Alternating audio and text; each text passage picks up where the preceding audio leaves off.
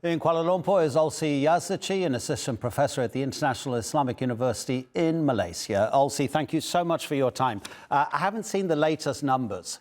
In 2023, 195,000 people were registered as being undocumented in Italy. This is a country of almost 60 million people. So let's start with what Italy believes is a problem. How is that such a big issue for Italy, one of the richest countries in the world? This is a big problem for Italy because, especially since the destruction of Libya, Italy has become a major source of illegal immigration across the Mediterranean Sea. And as we know, we have islands like Lampedusa and Sicily, which are the main places where the illegal immigrants who come from mainly North Africa, they land.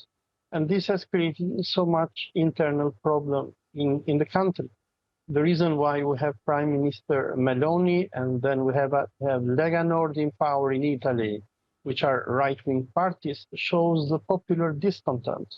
And the coming of Meloni to power came with a condition by the Italian voters.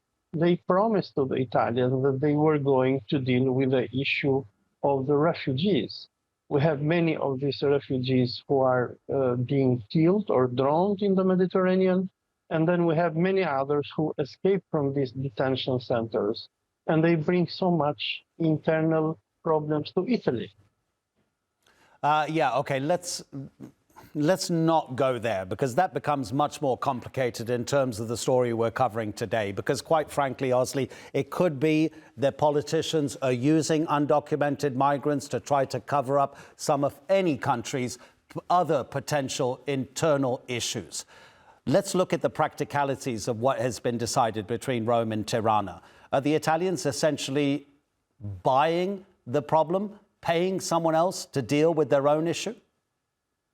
Yes, this is what they're doing, and they found a very good partner in the case of Prime Minister Tirana, who offered himself voluntarily to Meloni. Now, why did Tirana do that? He did it for a number of reasons. Number one, he wants to strengthen the relations of Albania with Italy. Number two is Albania is a poor state in comparison to Italy. And this has been seen as a good source of income for the budget of Albania. And third is that by taking the refugees who land in Italy, Albania is not doing this thing for the first time. We have to remind our viewers that in the year 2016, Albania was ordered by the Americans to receive and host around 3,000 Iranian Mujahideen who have their paramilitary camp in the town of Manza in the county of Duros. And then during the American withdrawal from Afghanistan, Albania received hundreds of Afghans who are in the portal city of Shangin to this day. So, what Italy is doing now, it was done by the Americans before, but the issue of these refugees who will come from North Africa has its political and legal and economic side, which is not quite similar with what Albania did before. Because in the case of the Iranian Mujahideens, after settling in Albania, they used Albania as a springboard to launch political attacks against the foreign country, which is Iran. But in the case of these refugees who come from Italy, their major headache for the Albanian side, and the Italians, of course, will be the logistics. These refugees, when they cross the Mediterranean, they come with a dream to end up somewhere in Northern Europe, in Netherlands, in Germany, in Sweden, etc.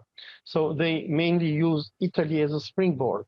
But now, in the case of Albania, by being sent to these camps in Albania, these refugees will no longer have the easiness that they had in Italy to continue their journey towards Northern Europe. Mm-hmm. And on the other hand, we have to see at the other side, how much ability will have Albania to manage this wave of refugees. Yeah. Now, Olsi, according to I'm sorry. I'm really sorry. We really, really appreciate your contribution, but we have to end it there. We're going to run out of time.